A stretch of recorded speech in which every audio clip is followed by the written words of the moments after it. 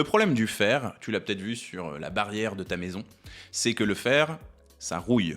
On dit que le fer, il s'oxyde. Et c'est pareil pour le fer qu'il y a dans ton sang. Donc si on veut que tes globules rouges fassent bien leur travail, on veut qu'ils aient du fer de qualité. Du fer qui est protégé de cette rouille, protégé de cette oxydation. Pour cela, il va falloir que tu consommes un anti-rouille très puissant, ou plutôt un antioxydant très puissant, qu'on appelle la vitamine C.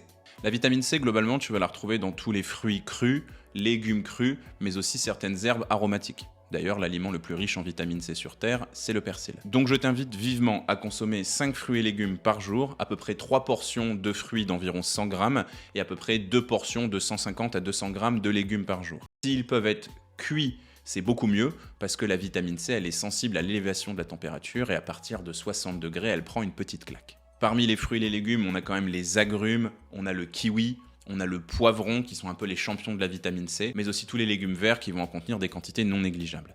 Moi, je préfère te dire de faire preuve de variété, d'écouter tes goûts et de respecter le rythme des saisons plutôt que de te cibler 3 ou 4 aliments comme ça qui sont très riches en vitamine C.